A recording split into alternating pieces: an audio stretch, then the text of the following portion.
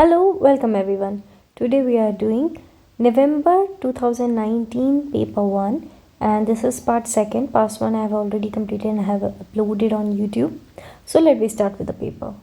Suppose a right angled triangle and you can clearly see these two are the legs of this triangle. Legs, that means the other two sides, because this is the longest side, and always remember the one that seems to be longest and the side opposite to this right angle is always your hypotenuse. So all the measurements are in centimeters. The area of the triangle is 27.5 centimeters squared. Work out the length of the shortest side. So we know area is half times base times height. Your base is x minus 2, even you can take it as x plus 4 as well, and height is x plus 4. X minus 2 times x plus 4 is equals to 27.5. If you cross multiply, this will be x minus 2 times x plus 4 is equals to 27.5 into 2, because I have cross multiplied it, which will give me 55. Now I need to expand the bracket. So this will be x squared plus 4x minus 2x minus 8 equals 55. X squared plus 2x, bring it here, answer is minus 63 equals 0. Now we need to think of two numbers because it's a quadratic and we can solve it. Let me solve it with a factorization. We have to find two numbers. When I multiply them will give me negative 63 and add them will give me 2. So the first two factors that comes up in my mind is 9 and 7 clearly. But the product is negative. Product is negative of two numbers only when one number is negative. So either it's going to be negative 7 9 or negative 9 7. So our two numbers are 9 and negative 7. If you add them will give you 2. If you multiply them will give you negative 63. So it will be x plus 9 times x minus 7 equals 0. From here x1 is equals to negative 9 or x1 is equals to 7. Obviously x is a length. If you put any negative here, negative 9 plus 4 or negative 9 minus negative 9, is going to give you a negative side. Negative side is not possible. So definitely we are going to take the value x equals 7. So the shortest side will be, if x is equals to 7, let me see, if I put 7 here, 7 minus 2 is 5 and 7 plus 4 is 11. And hypotenuse is definitely going to be greater than 5 and 11, as is always the longest side. So shortest side is going to be 5. So our answer is 5 centimeters. Question 15. Express 0.41818, this is the recurring, as a fraction. You must show all your working. So first thing is, we need to write 0.418 recurring is equals to x. And you have to keep in mind to which number we have to multiply, so that the decimal will be there such that just after that the recurring numbers are. So I need to multiply 10 so that there will be just recurring number after the decimal. So it will be 4.18 recurring is equals to 10x. What I did, I multiplied both the sides by 10. Next, why we are multiplying? So that we can eliminate the whole recurring terms at once. So now I need to multiply with that number, so that again just after the decimal it will be the recurring number. Definitely recurring 18 are repeating itself, 18 18 18 18 18. So it will be 4 18 18 18 18. Decimal is here. So obviously I need to multiply it with 100 so that decimal will be moved there, and then again recurring numbers will be in the continuation. So multiply it with 100, this with 100, I'll get 418.18 recurring is equals to 1000x. So if I write it properly, it gives me 1000x is equals to 418.818 recurring. 10x is equals to 4.18. So if I write it just below it, 4.18 recurring. Now you'll get to know why we are subtracting, so that I can remove this recurring completely. This will give me 990x and this will give me 414. So x will be 414 over 990. Either you can simplify it or leave your answer as it is, 414 over 990. Next is rationalize the denominator. Rationalizing, that means a third number shouldn't be acceptable. It's not acceptable mathematically. Always try to even, it's not necessary if you leave your answer in that, that's totally fine. But search says that there should be a denominator. So for rationalization, I will multiply with the same number, and if I'm doing that, I need to divide with the same number as well. So for rationalization, I need to multiply and divide with root 11. So answer is going to be 22 root 11, and root 11 times root 11 is 11. Finally 2 root 11. So final answer is 2 root 11.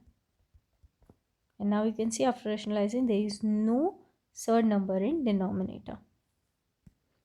Show that root 3 over 2 root 3 minus 1 can be written in the form of a plus root 3 by b, where a and b are integers. So what you need to do, anything important you can clearly see there is no third number in denominator. So like what we need to do, we need to rationalize it. In order to rationalize, when here it's just a number, so you need to multiply and divide with the same one. But when it's a combination of terms, something in addition, something in subtraction, you have to divide and multiply with the number with the opposite sign. It's root 3 over 2 root 3 minus 1. I'll keep the same number, just like here we kept the same number and divided. Whatever was there in denominator, we multiplied and divided. Here don't do this mistake that you multiply and divide with 2 root 3 minus 1, because then in denominator if you simplify, still there will be a third number. You have to multiply and divide with the opposite. That means 2 root 3 plus 1 over 2 root 3 plus 1. Say for example, if the question was root 3, 2 root 3 plus 1, then we'll do the opposite of it. That means multiply and divide with the negative one. So we will multiply 2 root 3 minus 1, 2 root 3 minus 1. So coming back to the question that we are doing, multiply and divide with 2 root 3 plus 1. Now multiply root 3 times 2 root 3. So it's root 3 times 2 root 3 plus 1 over 2 root 3 minus 1 times 2 root 3 plus 1. So this will be 2 root 3 times root 3 is just 3, and 3 into 2 is 6. 6 plus root 3 times 1 root 3. 2 root 3 times 2 root 3 is 4. 2 into 2 4, and root 3 into 3 3. 12 plus 2 root 3 minus 2 root 3 and minus 1. Apart from that, there is a simple trick. If something is in a form of a plus b times a minus b, that means a and b, both the terms are same, only there is a difference of plus and a minus in them, and if you are multiplying, it's always a squared minus b squared. So here 2 root 3 1, 2 root 3 1 both are same, only negative and plus sign is different. So square 2 root 3, which will give you 12, and square 1, which will give you 1. So 12 minus 1 will give you 11. Here also you will get 6 root 3 over 11. That's your final answer. 6 plus root 3. So definitely it's in the form of a plus root 3 by b. Final answer we can write 6 plus root 3 over 11. A and B are two similar cylindrical containers. The surface area of container A ratio surface area of container B is given as 4:9. Tyler fills the container A with water. She then pours all the water into container B. Tyler repeats this and stops when container B is full of water. Work out the number of times that Tyler fills the container A with water. See, Tyler filled the container this completely with water. So suppose this whole water is filled, that means we are supposed to calculate the volume of this one. And to calculate the volume, one thing that is given is the surface area of container A ratio surface area of container B is 4:9. We need not to calculate R and H because there is nothing else given, so you cannot calculate. The best way is to remember the similar triangles or similarity, because that's what they have here mentioned. Similar containers. Similar containers, we know that if you are dividing length over length, that is called length scale factor. Area over area, that means area of the bigger one over smaller one, that is called area scale factor. And volume, the volume over bigger volume or bigger volume over smaller volume is called volume scale factor. This one more thing, if length scale factor is LR suppose, then area scale factor is LR squared and volume scale factor is LR cubed. These three things are very important and you need to note it down. Okay, now coming back to this question. If you're not aware with the similar thing, similar figures, similar surfaces or anything similar is the two different figures that have same angles and the shape, everything except for the size. The lengths are in proportion to each other.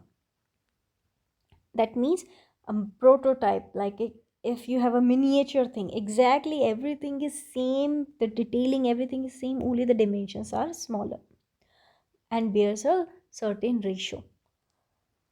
And what else is there, I have already done. Now coming back to the question, so surface area of A and surface area of B is given as 4:9. That means length scale factor will be, I just explain you that area scale factor here is then what? Area scale factor is going to be 4/9. So length scale factor is going to be, if length scale factor is LR, area this is LR squared. So if you want to calculate it, you need to square root it. So LR cube is volume scale factor and volume of 2/3 is 8/27. That means in terms of volume, this is A is 8/27 of B. Now the question is how I get to know? Simple. What we did, we divided smaller over bigger, smaller over bigger. So smaller volume is A. So volume scale factor is what? Volume of smaller container, that is A, over volume of B. Volume scale factor is 8/27. Volume of smaller container is, say for example, X. So volume of bigger will be 27/8x. This is the relation. So work out the number of times that Tyler fills the water A with water B. So if B is 27/8 times of the A, that means this time we have to fill. Okay, if I say that B is twice than A, that means 2 A's will be filled in it. Similarly, if I say in volume B is 27/8 of it, which means that we have to fill that of A here. So how many times we have to fill A? It's going to be 27/8, but we have to fill container times. They are asking times. Times will be, if you divide 27/8, you will get 4 point something. That means you have to at least 3 over something. That means 3 and one more time. We have filled 3 times, and for that remaining point thing, we again have to fill it. So it's going to be 4 times. I cannot say that 3.5 times. Okay, if you want to fill it 3.5, suppose B is 3.5 times of A. So 3.5 A can be filled in it.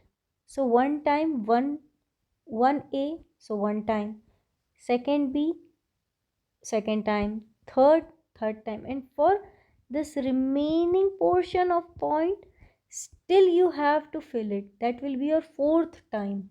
So how many times you have to select or you have to fill? It's going to be 4 times. Answer is 4. The function f is given by fx is equals to 2x cubed minus 4. Show that f inverse 50 is 3. First of all, important thing is f inverse x. Inverse, to calculate inverse, fx, see fx is nothing, it's just y.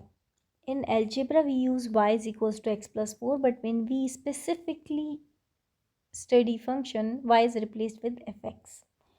So now again replacing y with fx with y. And to find inverse, we have to make x the subject. To find inverse, make x the subject. This is important. So y plus 4 is equals to 2x cubed. Divide both the sides by 2, y plus 4 over 2 x cubed. And x is cube root of y plus 4 over 2.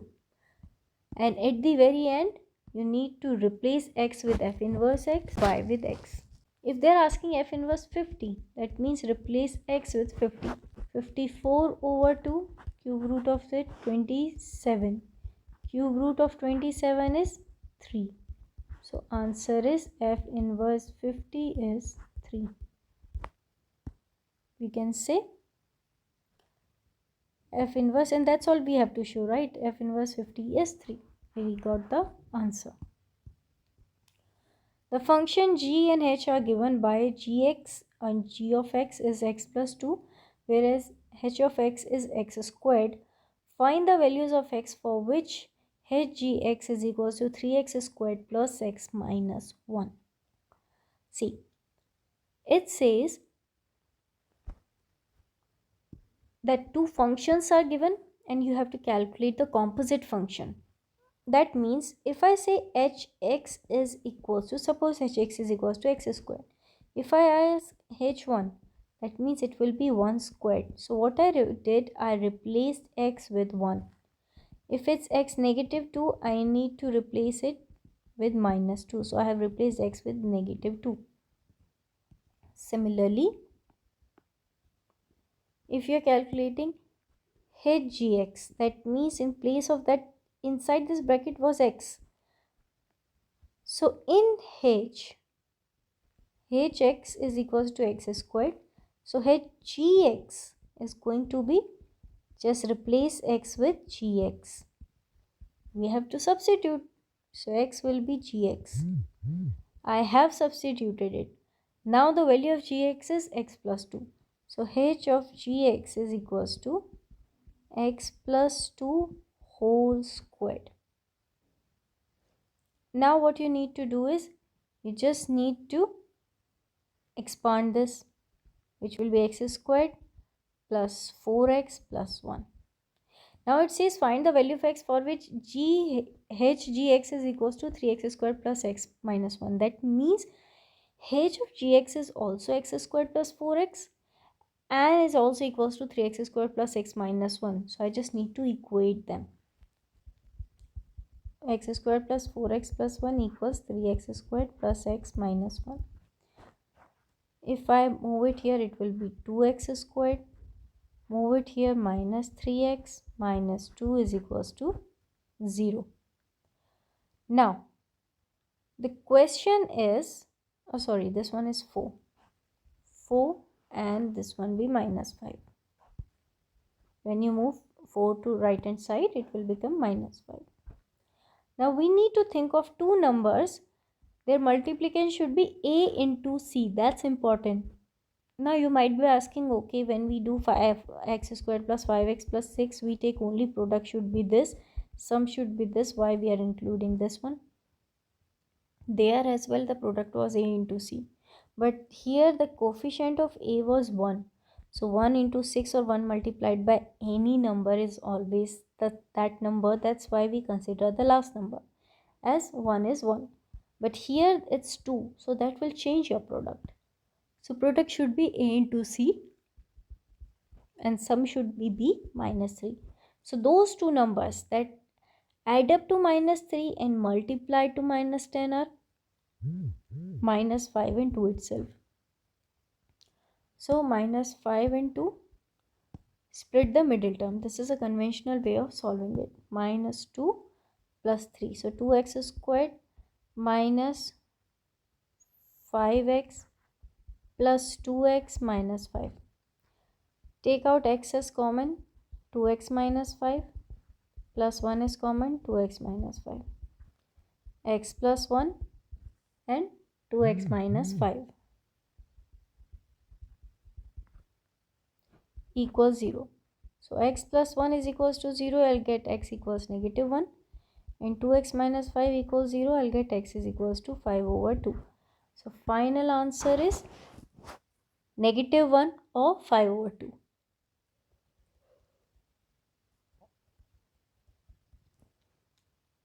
Moving on to the next one.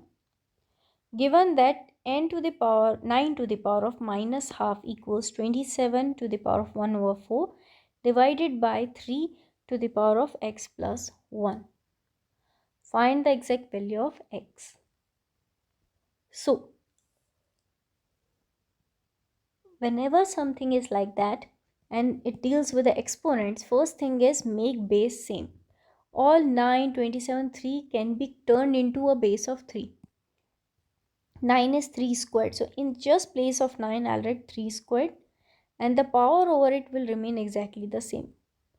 27 can be written as 3 to the power of 3 and the power over will remain exactly the same, divided by 3 to the power of x plus 1. All numbers are having the same base number. And there is a rule which is a to the power of m whole to the power of n, just multiply the powers. So this is going to be 3 to the power of 2 minus 2 multiplied by minus half. Same I'll do here, 3 into 1 by 4 divided by 3x plus 1.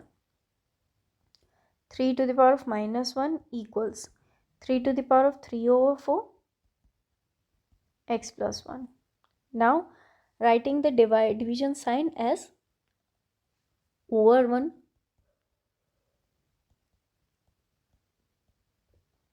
They means the same. Now we know a to the power of m over a to the power of n having same base, we need to subtract the powers.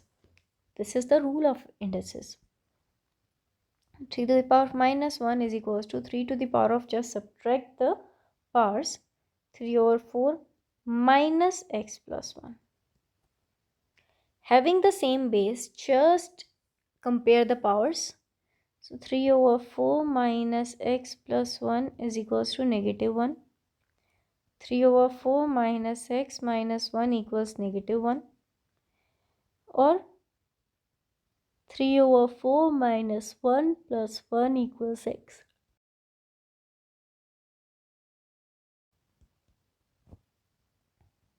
The graph of y is equals to fx is shown in grid. On the grid, draw the graph with equation y is equals to function x plus 1 minus 3. Point A negative 2 comma 1 lies on the graph of y equals fx. When the graph of, only first thing is on the grid we have to draw the graph with equation y is equals to fx plus 1 minus 3. This is fx. That means this is actually the transformation of graph. In transformation of the graph, whatever is written here, x plus 1, this is our original. This is the value of x. If you are doing x plus 1, this is the transformation. That means you have to move one unit towards left, because actually it's always fx minus a, and a is the unit by which you have to shift the function, the graph in x-axis. So if original function is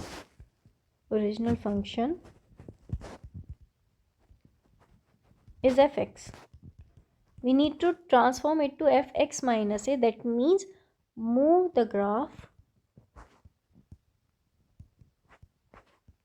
A units in x direction. So if it's fx plus 1, that means fx minus minus 1. So we have to move A, that is A is negative 1, we have to move the graph onto the left side 1 unit. So it's going to be this, then like this.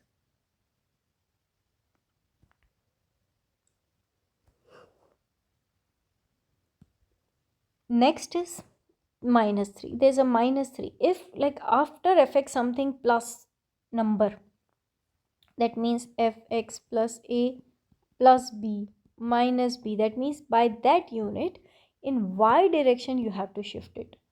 If it's fx plus 1 minus 3, that means negative 3 side we have to move every point downwards by 3 unit. So this will become 1 2 3. So now it will be 3 units backward, then here also here 3 units, that means here and like this.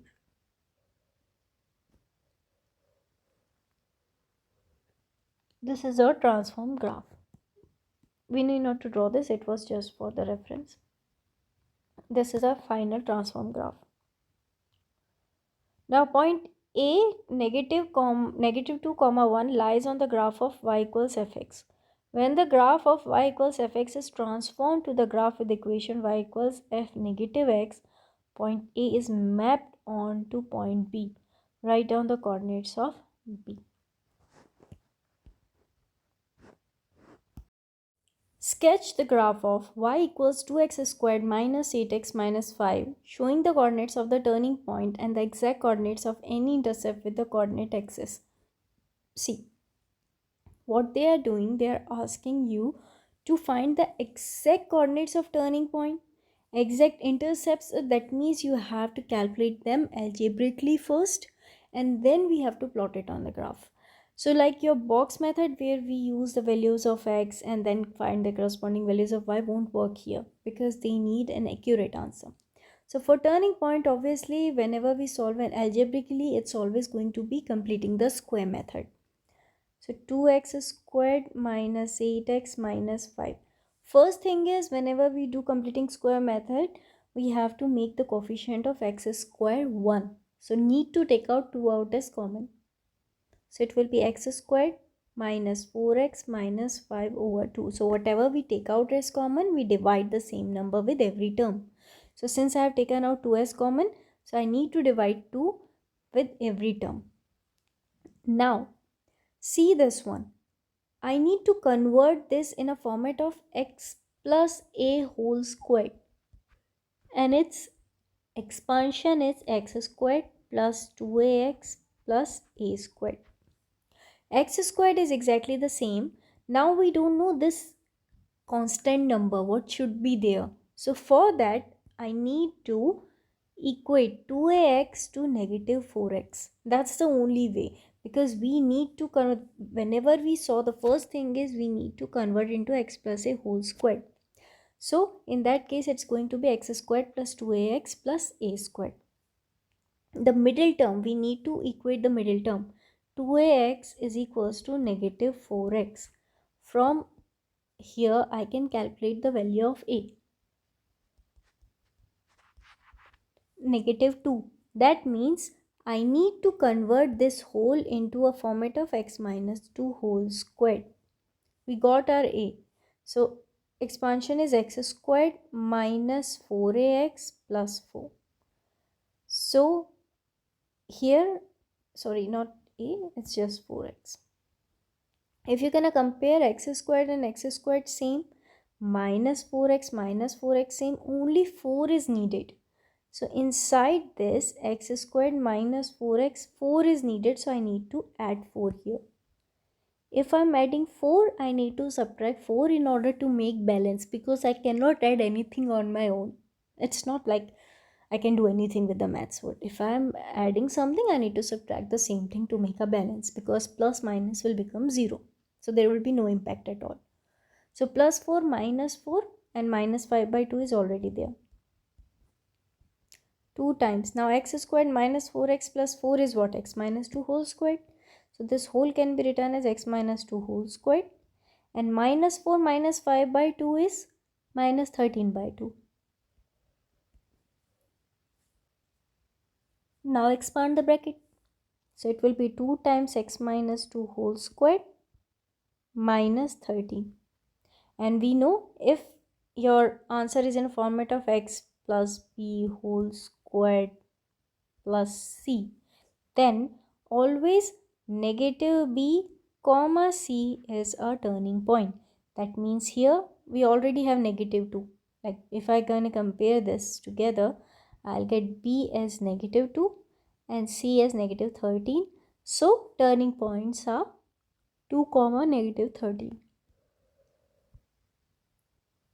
X-intercepts, that mean the values of x or those values of x when the curve passes the x-axis. In short, they are asking you to calculate the roots or the solution of this curve. So suppose this is a parabola. So wherever, or this are quadratic curve, so wherever this curve is cutting x-axis, this and this is called x-intercept. Where the curve is cutting your y-axis, this one is called your y-intercept. Algebraically, how can we calculate? Because on x-axis value of y is 0. So put y equals 0 and get the value of x. On y-axis value of x is 0 always. So in the given equation, put x equals 0 and get the value of y. So let me calculate the x and y intercept. For x intercept, I need to make y equals 0. So 2x squared minus 8x minus 5 equals 0. We have already completed, like converted this in this format, right? This one. So this can be written as 2 times x minus 2 whole squared minus 13. 13 will be here. Divide both the sides by 2. 13 by 2. Now take the root. So x minus 2 is equals to root of 13 over 2 plus minus, because whenever we take the root, it's either going to be positive or negative.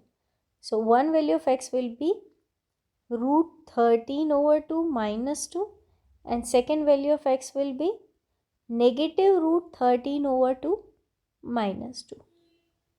Now the next is finding the y-intercept.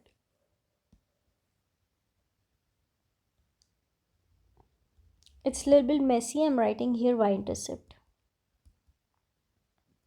Y-intercept is when y is equals to x equals 0. So in this equation, when I put x equals 0, y is equals to negative 5. So this is our y-intercept. These two are x-intercept and these are turning points. So I'm just encircling turning points, x1, value of x1, x2 and y-intercept. So when I plot the graph,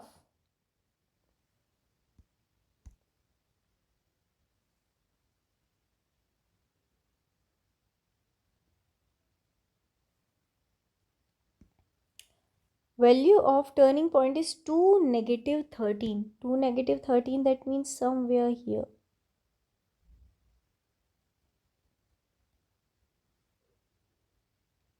Y-intercept is negative 5. Should be here. 0, negative 5.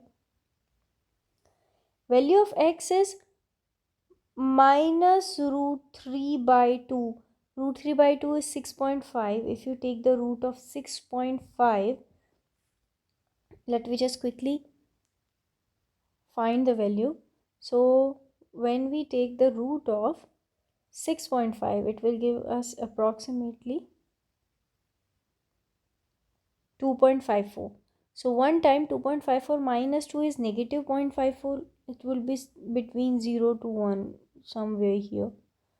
And the second one, when already it's negative, then it's simply you have to add and you'll get 5, negative 5.5 something. So here negative 5 point something. So these are your two values of x-intercept. This is y, this is somewhere your turning point.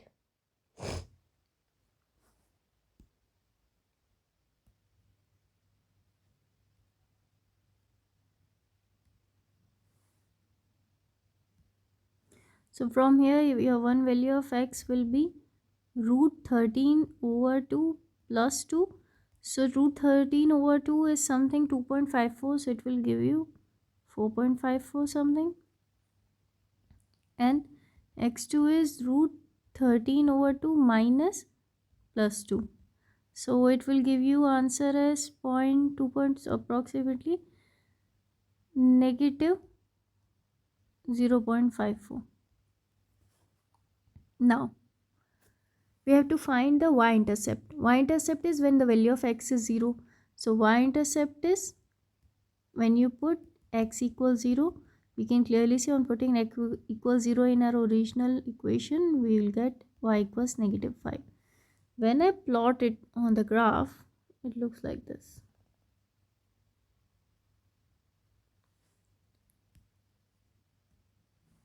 Our x-intercept, first of all the turning point, this is our turning point to negative 13, would be somewhere here.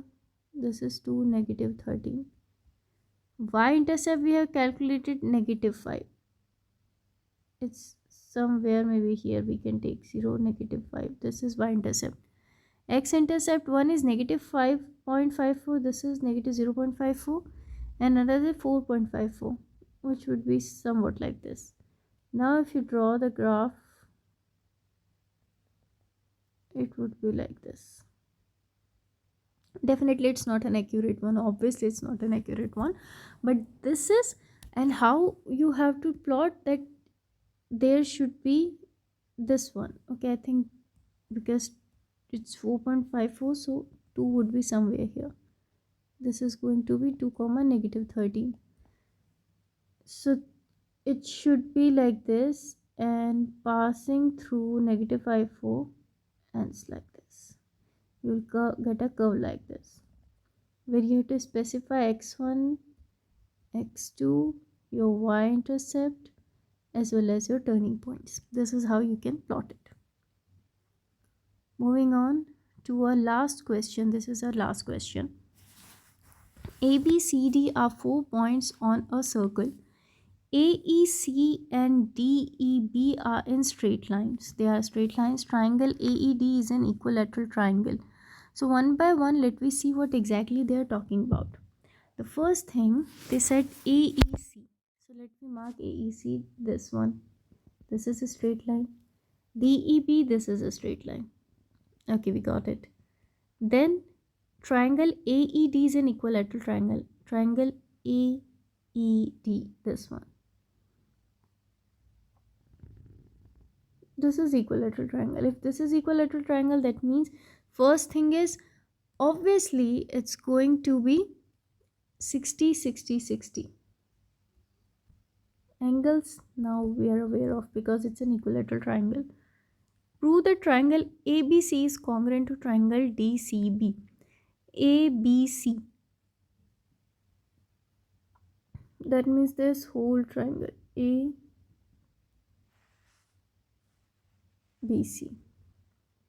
this one, and triangle DCB, that means this triangle.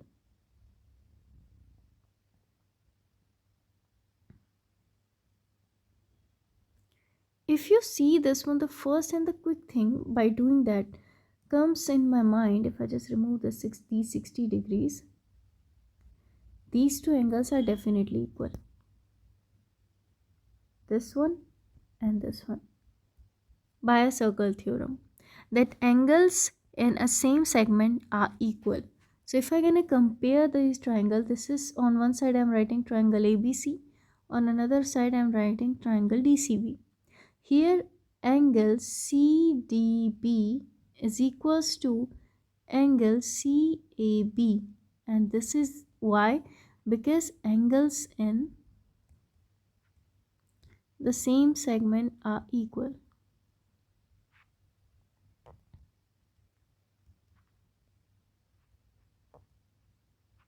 Now, because it's already given, this is 60 degrees, this is 60 degrees. We have calculated this equal, this equal. That means this total angle and this total angle are equal to each other without a doubt.